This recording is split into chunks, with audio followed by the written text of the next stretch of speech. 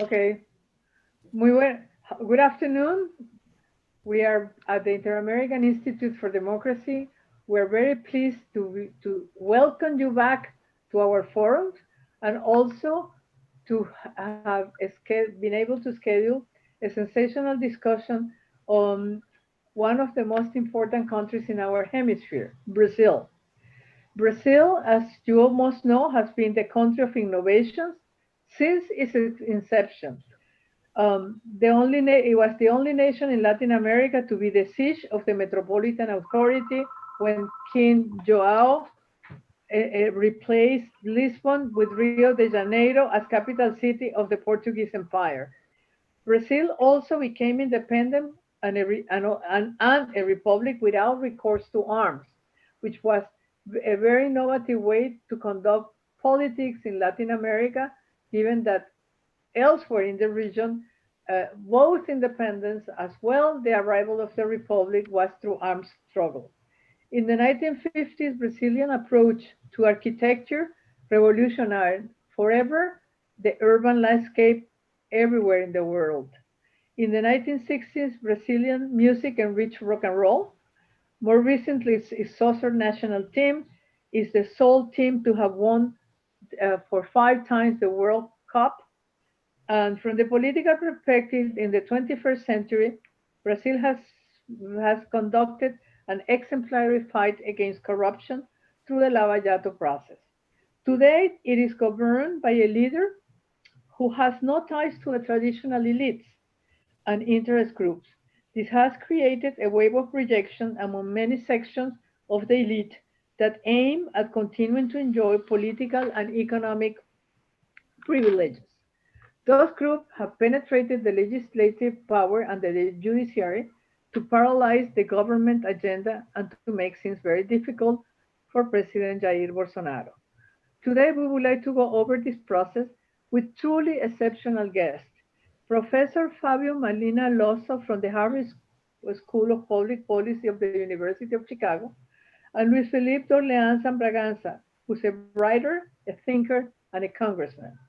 The introductory remarks will be delivered by our Executive Director, Carlos Sanchez Berzain, 5 times Minister of the Republic of Bolivia, and our founding director, while the closing remarks will be delivered by our Chairman, Tomas Regalado, uh, an sterling mayor of Miami, a great journalist, and an award-winning thinker of the Cuban American community.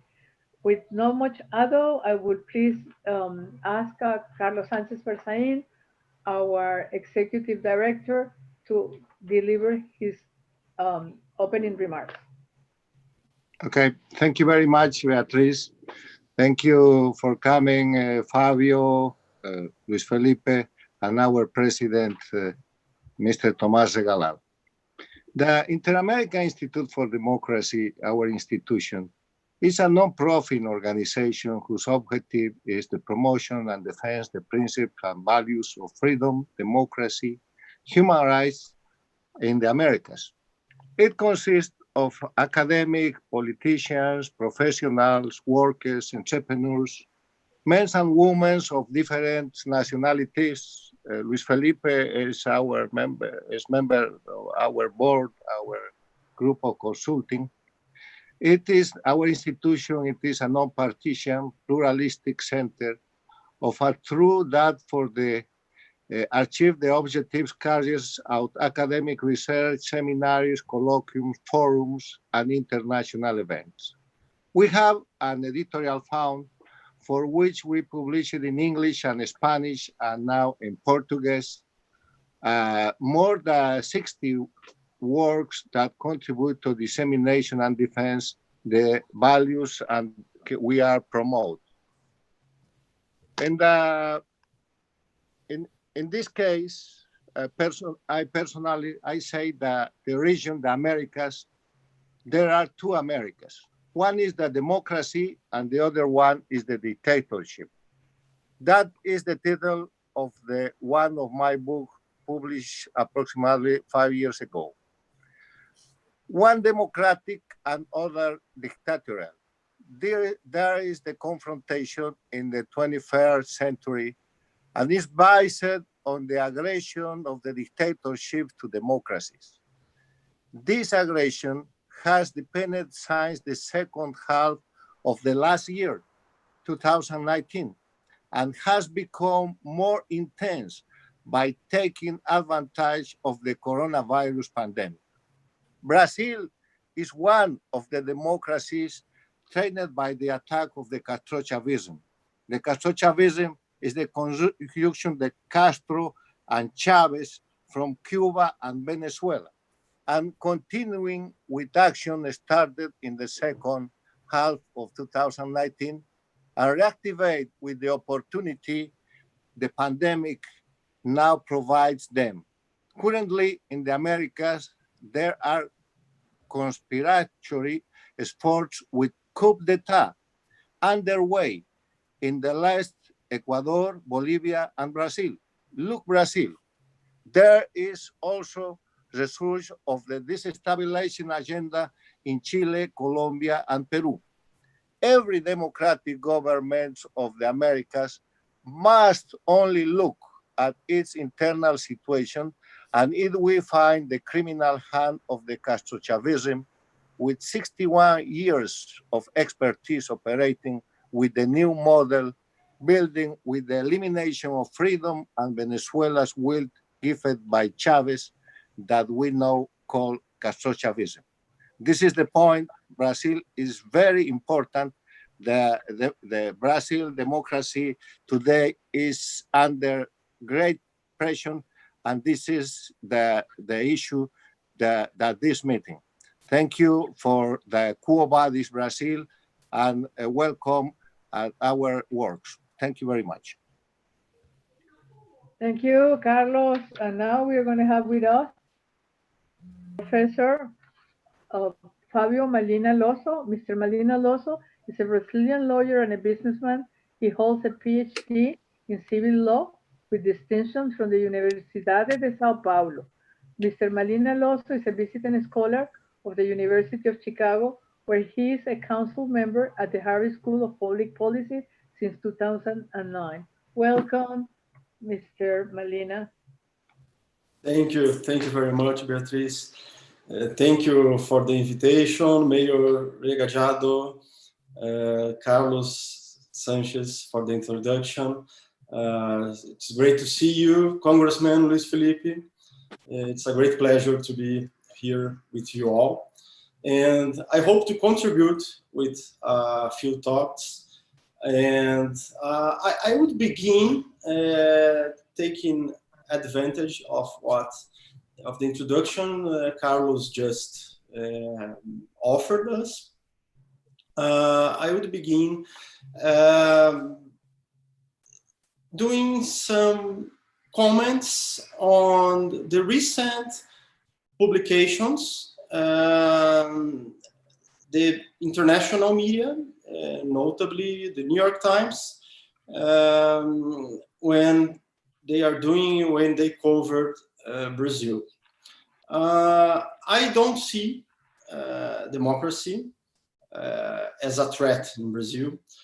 First, because we have strong institutions. We have a constitutional design that defines a strong legislative branch. We have here a member of this legislative branch,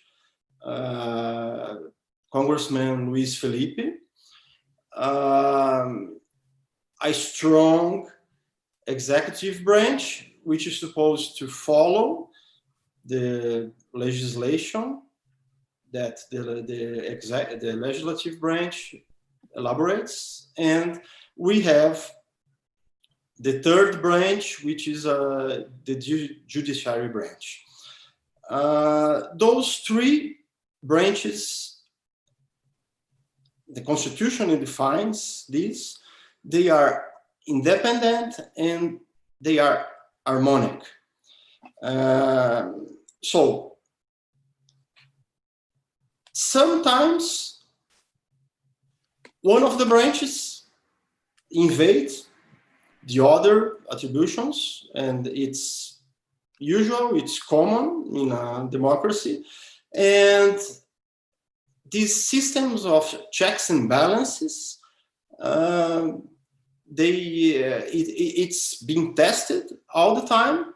And right now, and it's one of the topics of my brief conversation, of my brief introduction, we are having a struggle between the executive branch and the judiciary branch due to a cause, due to a legal process where the judiciary, our Supreme Court, is willing to define limits and possibly restrictions for the freedom of speech. And this is going to be my major topic tonight. If you allow me, I would talk about how the digital communications changed our world and changed the politics, changed the electoral process, and it's changing our society. And I would start with a very brief consideration on how technology, how portable devices changed the press. Mayor Regalado can say much better than myself about how important is the press for democracy and how important is the freedom of speech for democracy. Recently, with the social media, with the internet, people started to have, the regular Joe, we can say, start to have voice. With the Twitter, with Facebook, and with several other social media apps, one can easily transmit his own thoughts, and one can easily reach an impressive audience. And this is a real threat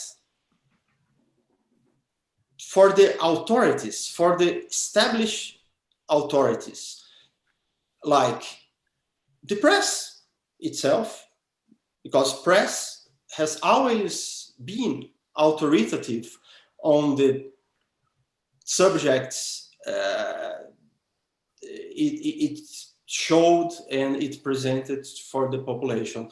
And the press has always been the eyes and also the voice of the population. The press, with its criticism, the free press, with its criticism, always had a very important role on the society.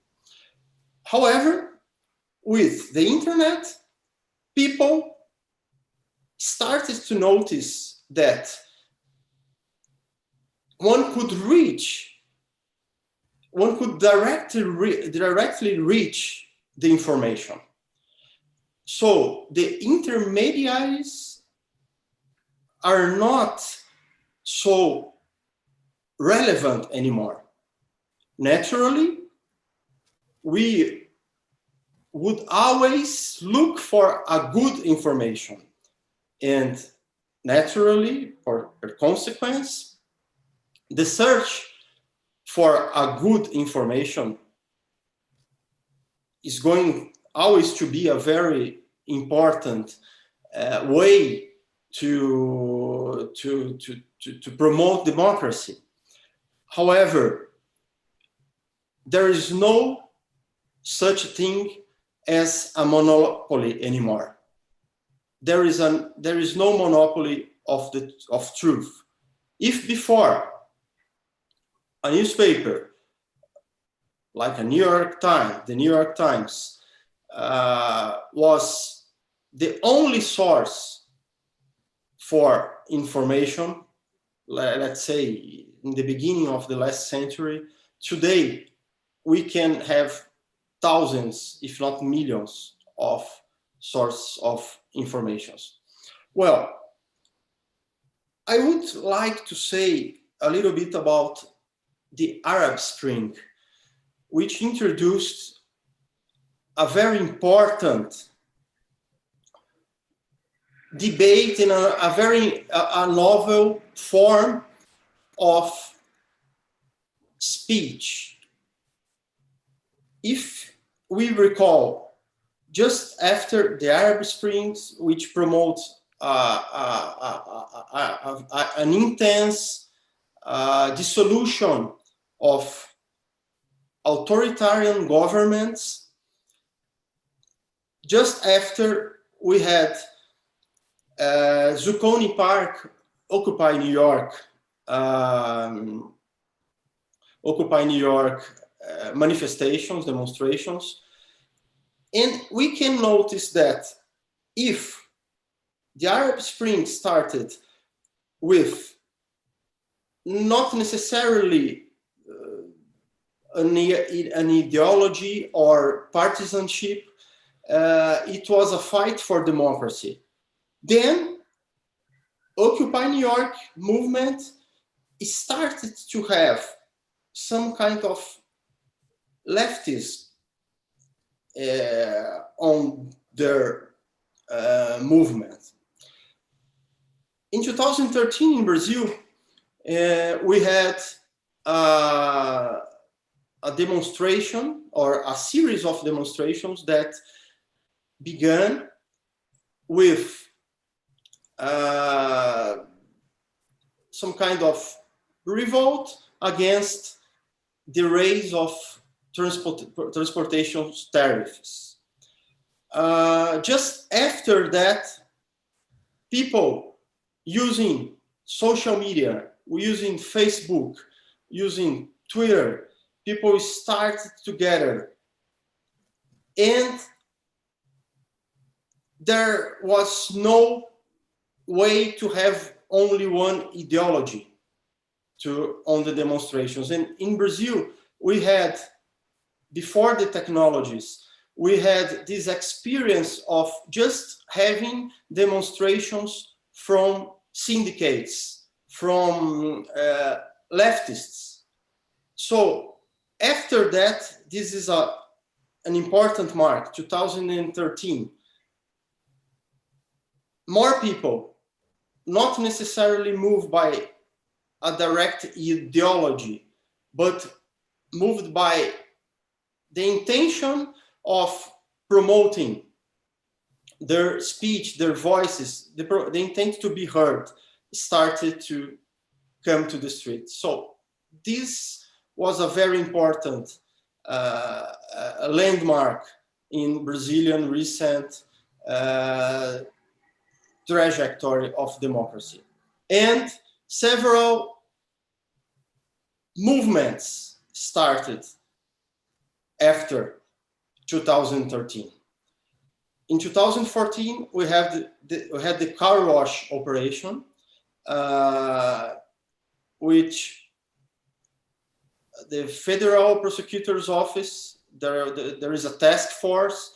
They started to go after the agents of crony capitalism here in Brazil.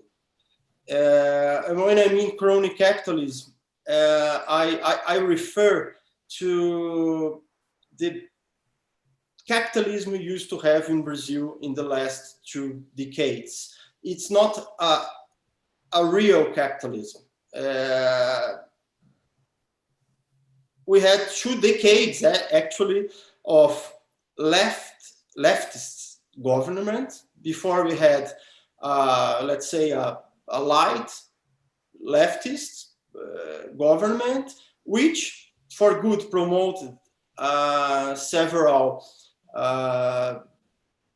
liberalization movements, several privatizations of telecom and in energy sectors. They kept some monopolies, but what we had here in Brazil, it was a mix of crony capitalism and, in the political sense, lots of regulations, a very strong armed government in the federal level. Well, what happens after? Traditionally, non-herd portion of population after the car wash operation, they started to gather in public demonstrations, and they could invert the way demonstrations in Brazil were always used to happen. People from this, like centrists, rightists, light leftists, and light rightists started together to fight against corruption. This was the ignition. Then these people started to have voice with the social media. And then these people elected the president Jair Bolsonaro. The president Jair Bolsonaro had a very poor campaign in the sense of financing, like no funds. He used social media. He used YouTube lives, Facebook, Twitter. He has a very harsh speech against politicians. Sometimes he has a very harsh speech against his own partisans, and he inaugurated a new era here in Brazil of how to do politics. With him, a series of new governors were also elected with the same speech, with the same harsh speech against corruption and against the political system. Several congressmen here in Brazil and the high Congress, like the Senate and also the Chamber of Deputies, they get elected with this speech of conservatism and also a liberal speech, and they are fighting for freedoms at this stage. They are fighting against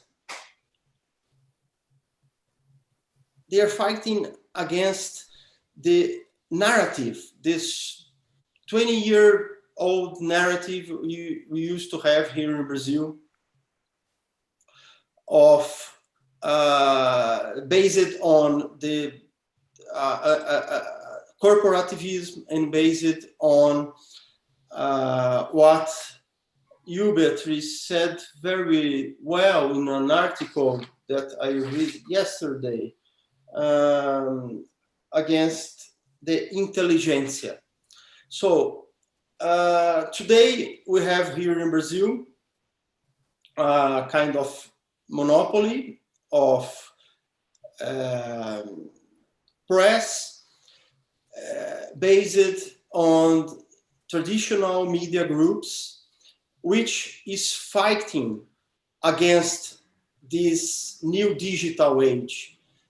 They are artificially trying to promote a clash between the freedom of speech and the freedom of press. And it's nonsense, because freedom of press is one of the portions of freedom of speech. And this is something that one thing does not invalidate the other. And at this point, and 10 days ago, or 2 weeks ago, our Supreme Court, not considering some authors and some members of the press, of this new press, which are doing harsh, tough criticism against the current politics and also against the judiciary branch. They started to be not only investigated, because it appears that they were investigated before, but they started to be targets on an investigation. This case, this legal case, as I said before, is ruling on limits of free speech in Brazil. Naturally, it's a dangerous case, because it necessarily should preserve the freedom of speech, but it is also somehow causing a threat for the same freedom of speech. So this set of definitions in parallel are happening in the National Congress. There is a project of law going on the Senate, which is also trying to create several limitations for the free speech. Hopefully, the amendments that are being proposed by the other senators are successful, and this project of law, which I'm studying, are not to be a threat to the freedom of speech. Well, to finalize, to end this first intervention, I would like to say that Brazil has a vibrant democracy. I can say that our president, perhaps not in a refined way, he's not an academic, he is not perhaps all the time a polite person. He can say bad words, but he is sincere in what he says. I don't see at this stage any kind of threat to democracy coming from the executive branch. I can see that the legislative doing his part with his members, and even the judiciary, perhaps sometimes crossing some limits, can preserve democracy in Brazil. Hopefully is what's going to happen. Thank you. Thank you so much for these very enlightening remarks. Mr. Malina. Now we are going to have the presentation on the Brazil's reform agenda by Luis Phillipe de Orleans Bragança. Phillipe de Orleans Bragança is a congressman, is an activist, is a businessman, and a member of the Imperial House of Orleans and Bragança. He was elected federal deputy for Sao Paulo in the 2018 Brazilian elections for the Social Liberal Party, with 118 votes being the 33rd most voted in the state. Mr. Orleans and Bragança's career began in the United States, where he worked in financial institutions. He's also founded the liberal movement Acorda Brasil in 2014. He has introduced several groundbreaking legislative proposals, such as the presidential veto, the redeployment of federal expenditures, and the enactment of a new constitution along the lines of the Brazilian constitution of the 19th century. We also have 1824. Sorry. We also are very, very privileged and honored at the Interamerican Institute for Democracy to have Phillipe de Orleans as member of our council. And with any more ado, I would like to give him the floor. Thank you, Beatrice. Thank you, everyone from the Interamerican Institute for Democracy. It's a very important institute that works to provide sustenance of democracy, freedom, and everything that goes with it. I'm sorry? I'm hearing an echo, I'm sorry. Yeah. So thank you, everyone. Well, basically, Brazil is going through a political crisis right now. And what is causing the political crisis? The pandemic is just a moment that will pass for sure, but it's a test for our institutions. It's a test for the current new government. However, we have a recurring crisis in Brazil, which is the presidential system. We have a proportional vote. It's different from the voting system in the US. The voting system in the US, it's a majority vote and a districtal arrangement for representation. So the districtal arrangement and the majority process, it provides the creation of majorities, and it provides a creation of ability to govern more easily. The proportional system, which Brazil has, it creates a huge fragmentation of power. So the legislative power is very fragmented.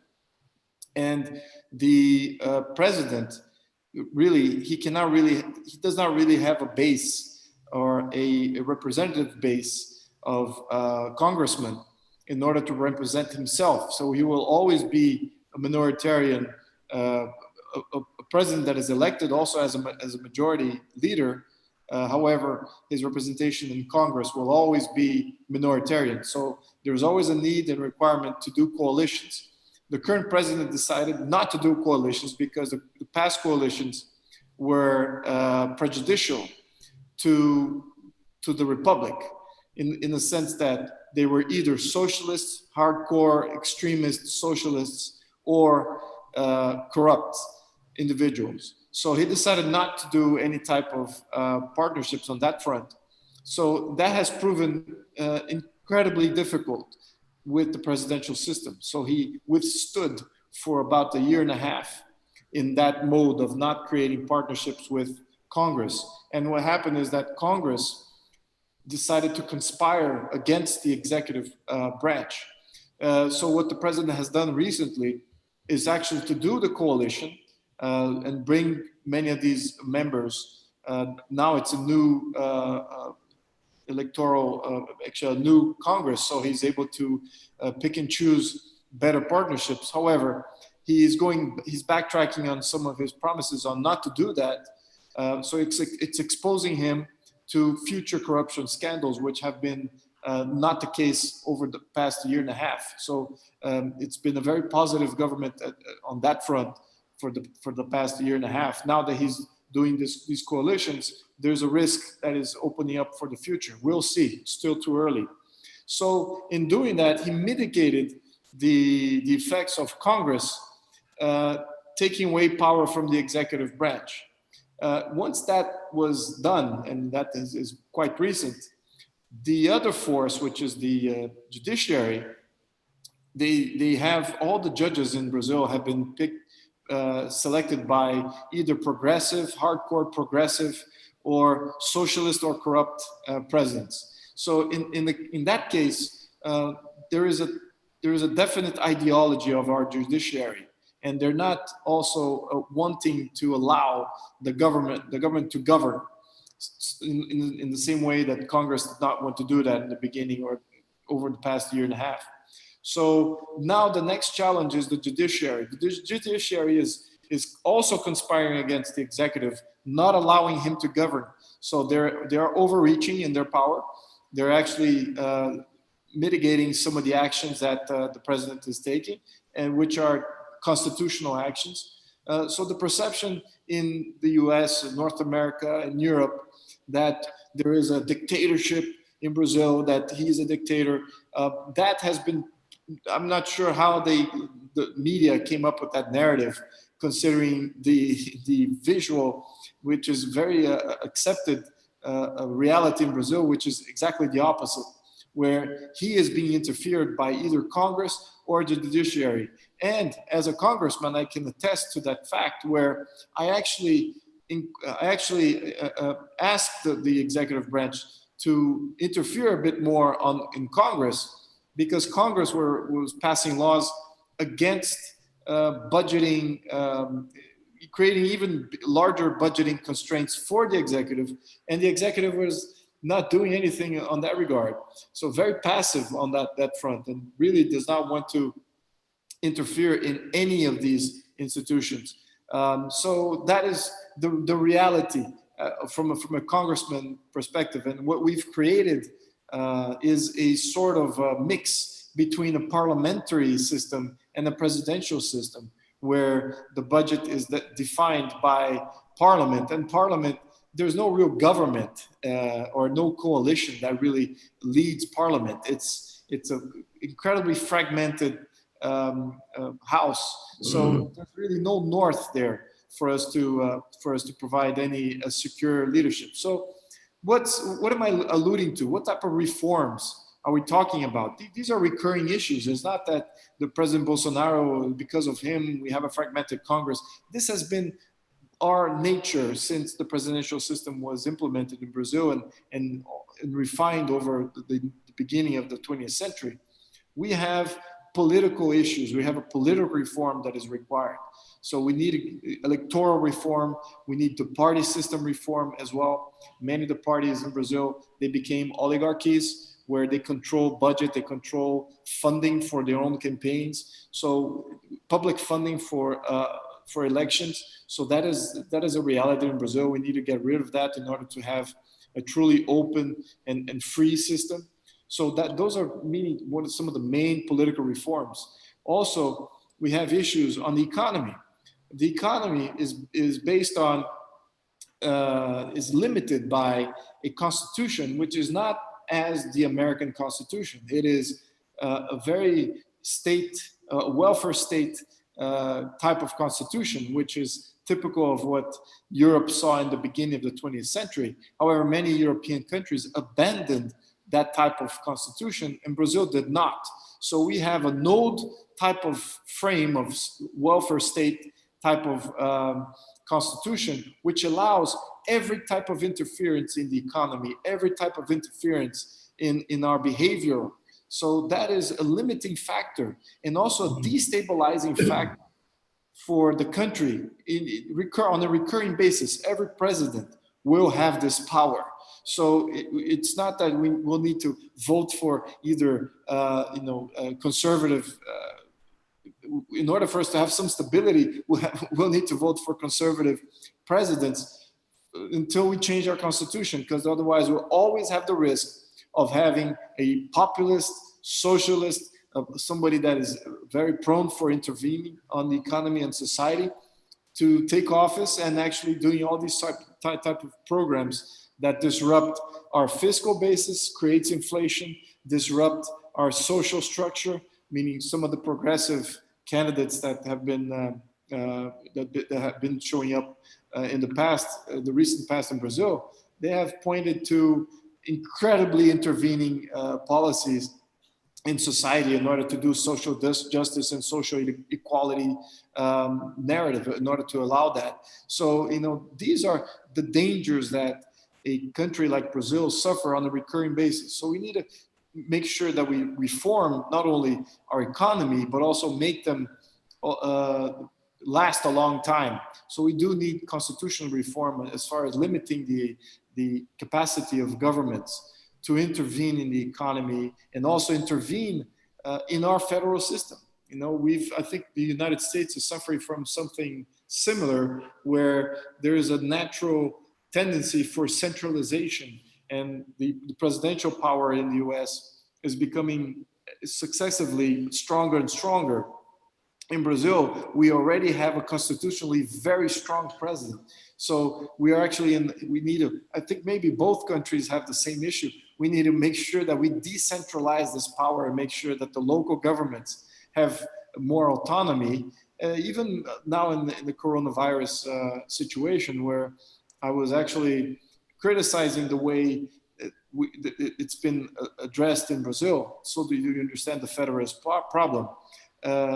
Given that the states and the cities, they're not as autonomous as in the United States, what happens is that the federal government, the union, it needs to bail out all these poorly managed states and cities. So basically all the responsibility for bailing out, all the fiscal responsibility for bailing out poor decisions made locally is honored by the union. And that is incredibly destabilizing, because then how are you going to make sure that you propose a lockdown which is not sustainable in any country? Even the best practices of dealing with pandemics in the Far East, they never even think about doing a lockdown. They do other types of measures other than the lockdown in order to preserve the economy and preserve the flow of taxes and so forth, to make sure that you still have a country at the end of the cycle. So they figured it out. However, in the Western world, the United States, Canada, Europe, South America, the Latin America in general, we are in this modus operandi that we think that the World Health Organization is God on earth, and World Health Organization is a haphazard, poor service that we pay for every year. And I think we need to reconsider that, because what they propose is utopic. You know, no city, no state, not even any country can maintain a lockdown mode for a long time. So in Brazil, this problem has been exacerbated because the union, now the federal government, needs to bail out all these cities and states.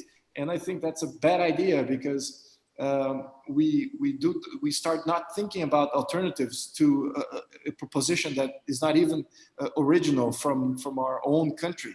You know, we are accepting the World Health Organization directives, and they change all the time. You know, they say masks are not good, and then masks are good, and lockdown is excellent, and maybe you should not do the lockdown. So they're everywhere, and as far as solutions and propositions. So that's one of the problems that we're having in Brazil.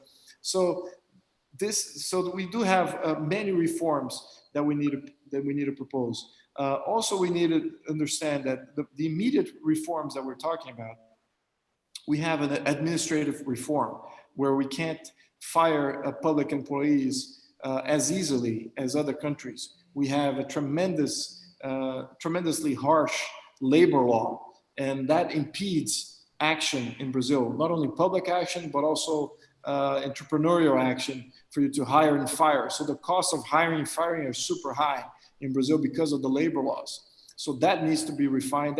We need to get that out of the way. We need to make sure that we have an administrative reform so we can do a tax reform. That's another thing that we needed to do.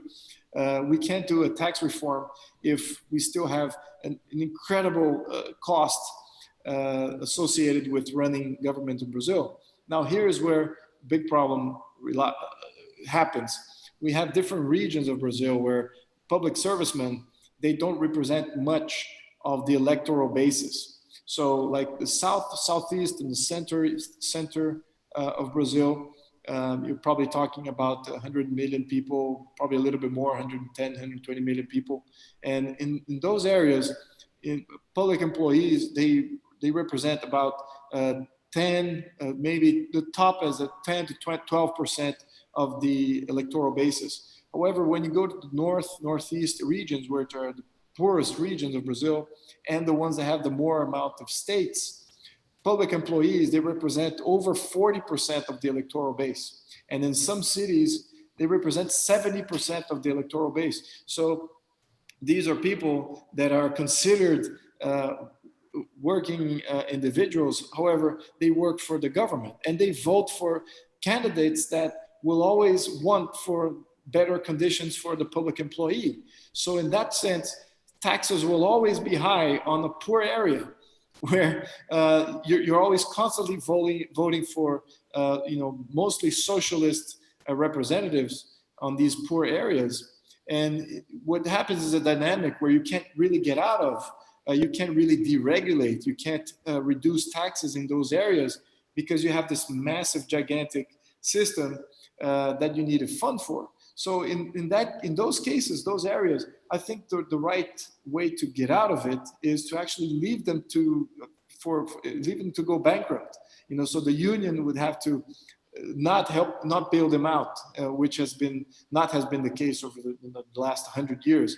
So we need to have them to go bankrupt in order for them to get out of that mode of socializing everything and making your territory totally unviable for the public, for entrepreneurs and for the private sector. So we have different Brazils within the Brazilian scenario, where the southeastern center end up paying taxes for the north and northeast. They are the ones that are getting all the social benefits, and all the public, the union public spending goes to the poorer states, and the richer states and the ones that are actually driving the economy ahead. They're overburdened by this type of dynamic, and politically we have issues there on representation. So these are the internal challenges of Brazil as far as reforms are concerned: administrative reform, tax reform, which goes directly to the economy, and the political reform that stems from short-term, smaller reforms on the electoral system, the party system. But I think eventually, if we want to make Brazil a first-rate, first world country, we would need to go ahead and even do a constitutional reform in order to limit the power that all the public, all the elective representatives they have after they assume office. So these are just a general broad outline of the challenges that Brazil faces. So very happy to debate them with you going forward in this schedule. Thank you very much. Well, thank you so much for that very thorough presentation on what is the reform agenda for Brazil. Now I would like to give the floor to our chairman, Tomas Regalado, who is a Cuban American politician and a former broadcast journalist who served as the 42nd mayor of Miami from 2009 to 2017, where he really did wonders in terms of making the city more international, more fiscal conservative, more pleasant to all the people of South Florida. He's a member of the Republican Party and a very, very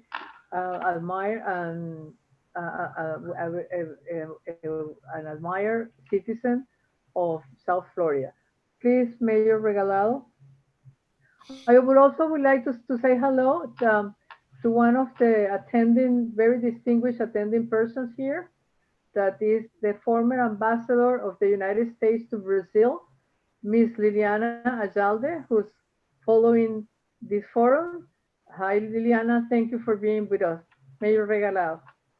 Thank you, Beatrice. I'm really honored to participate in this forum for many reasons. First of all, because when you and the board asked me to chair this institute, we had a lot of plans, and then we had the lockdown, and then we had the virus, and then we couldn't get out of the homes.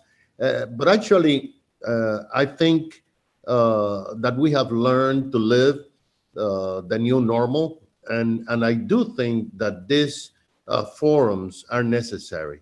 These forums are important because we need to convey the message of our neighbors to our constituents, and people need to know because information is power.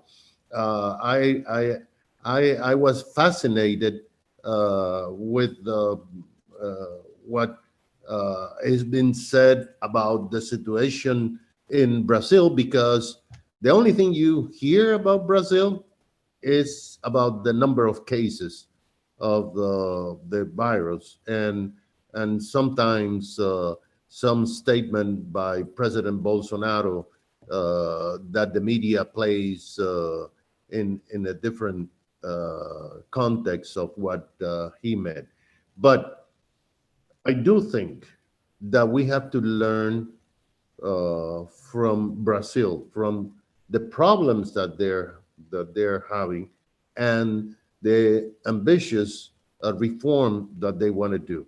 We are now going into a reform process, and the problem that we have, and listen, I have been a journalist all my life.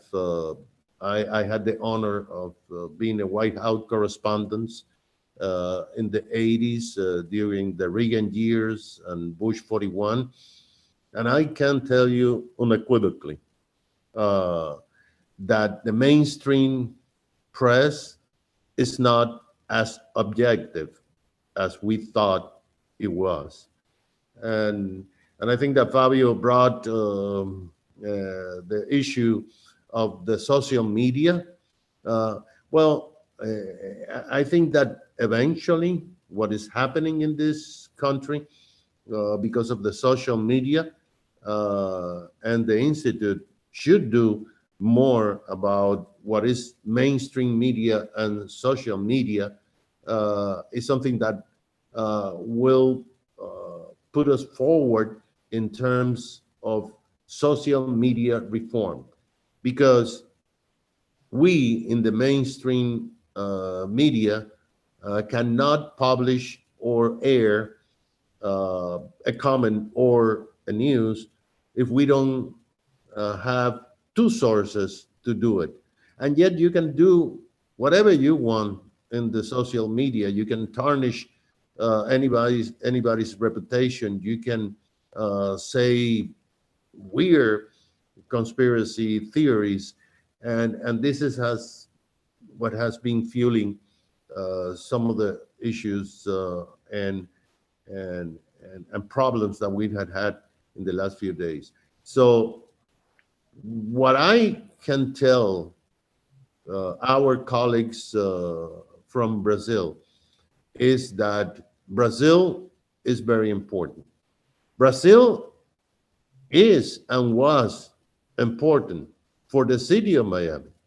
Brazil was one of the most important economic engines that we had in the city of Miami. Brazil sneezes and we get cold. We catch a cold because of the tourism. But also, I think that Brazil can learn from us, from you, from Carlos, from me. I was born in Cuba but raised in the United States. But I follow the Cuban regime because of my father being a journalist and a political prisoner, and everybody has in the Cuban American community, everybody has a family who was the victim of the Castro regime. And I remember, because I was told and remember that in the 60s, Che Guevara pledged to create 1, 2, 3 new Vietnams in Latin America. And Brazil was the main target. And then he went to Bolivia, Carlos' country, and then Castro in 1959 invaded Venezuela with 10 people, and Dominican Republic. So Brazil has been always the target for those who want to control the natural resources and that magnificent country. So I just hope that Brazil understand that they need to do more public relations.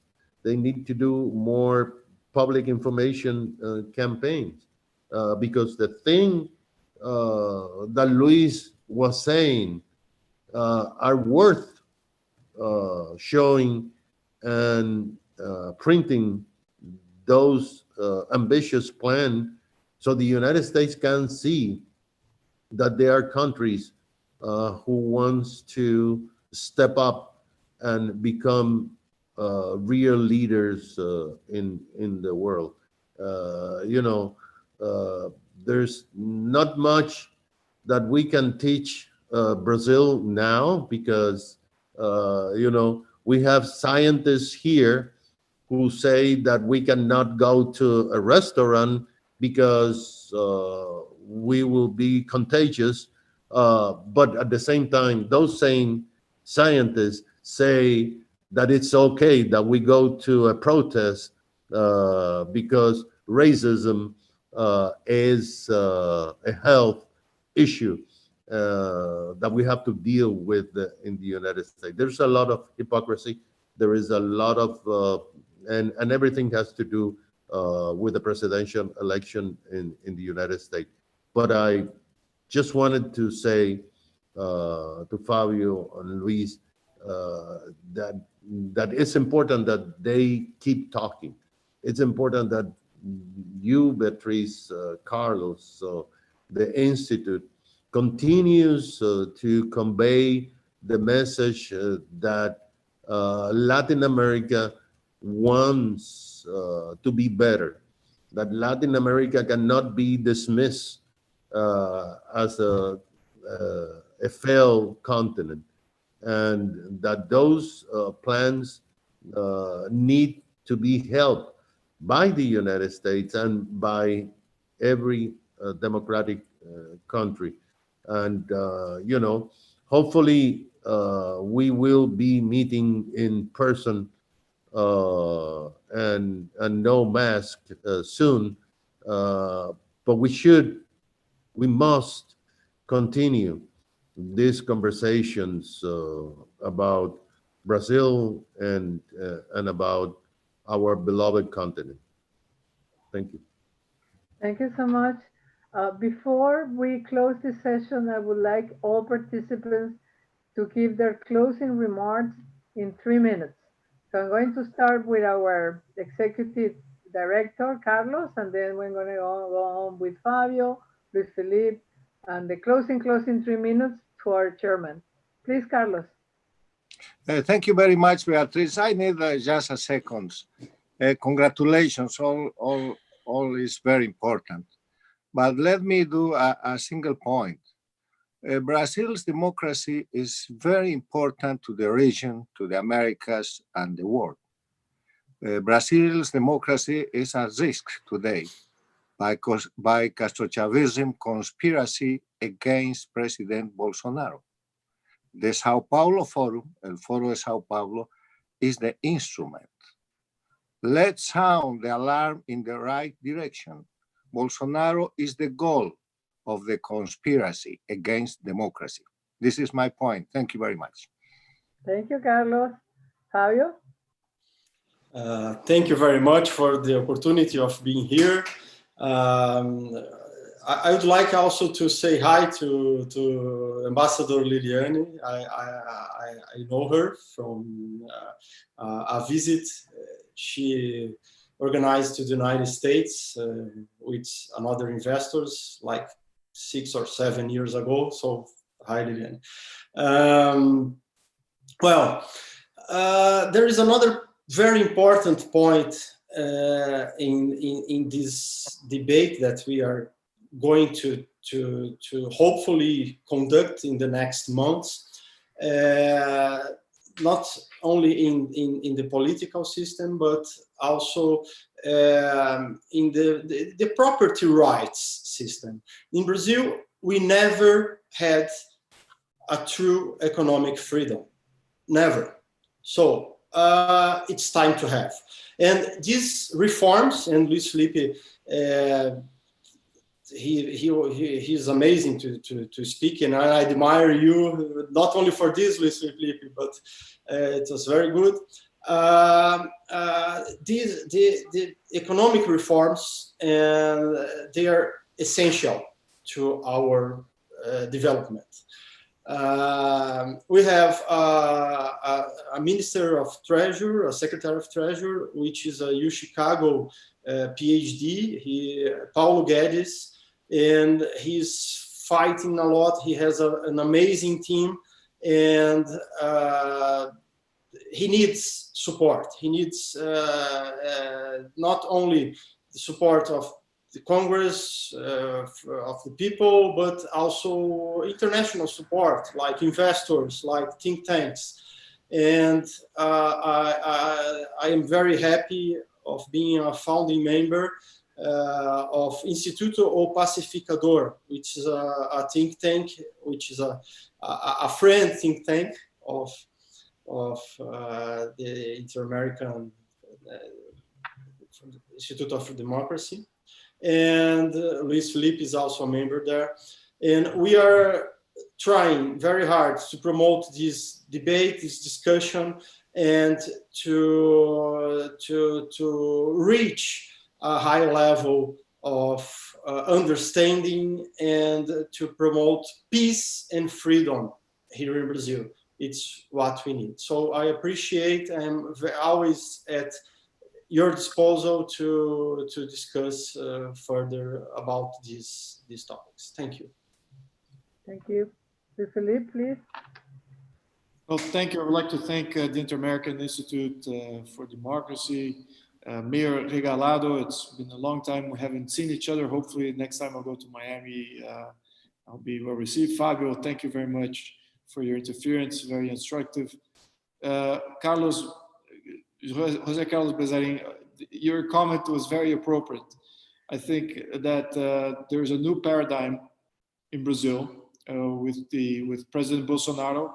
He brings in a new view of how to conduct policy, to conduct politics, and also, which is my hope, is that we actually go forth in having incredible reforms of our system, and that is just ushering a beginning for a new reality for Brazil.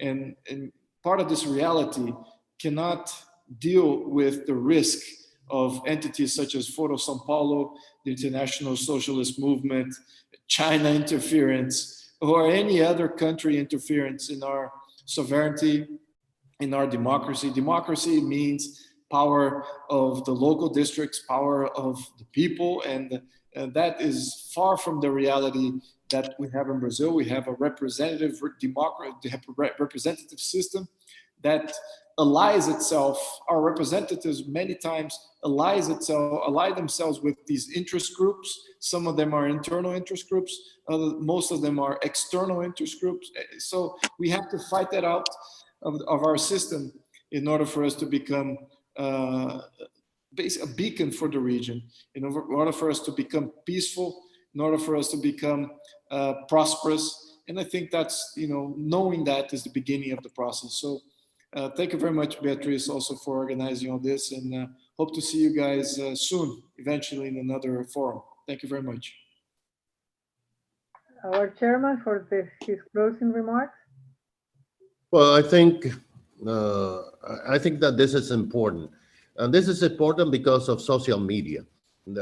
This forum will be seen and heard by hundreds of thousands of people, hopefully, because Brazil is important. But we are in Miami, and we have a brand name. And, you know, a lot of people, when I used to go to Congress to lobby for the city of Miami, when those 8 years of mayor, you know, I keep saying to senators and congressmen, you know, I come from the closest Latin American city to the United States. We are a rainbow of nationalities and cultures, but this is a city that hurts for every Latin American country because we are Latin American countries that are hosting their residents. That is why the Institute is so important. That is why this think tank needs to rally to support democracy in Brazil. And if that is the only thing that we can do, we should do, because Brazil is too big to fail, too important to fail. It's something that we need in this hemisphere to be a balance of what Carlos has always been telling the Castro Chavism. We're not crazy. This is real. The conspiracy are real. They just want to take over those countries and even these countries. So hopefully Beatrice will organize more things, and we should send copy of this to member of Congress. Now we have our own senator as the chairman of the Intelligence Committee of the Senate, the second most important position in the U.S. Senate. So we can do this. We need people like Fabian and Luiz and people that can tell us what is going on and what their hopes and the dreams are for Brazil to become a shining light for Latin America. Thank you. Well, thank you so much. Thank you to our viewers. And this is the first event of the Brazilian program of the Interamerican Institute for Democracy. We still hope and think that we are going to be able to do the book launch with Phillipe d'Orléans sometime this year. But if we don't, we will have several of these cybernetic forums from our institute. Thank you so much, and good evening to everybody. Thank you. Thank you. Thank you. Right. Thank you. Yeah.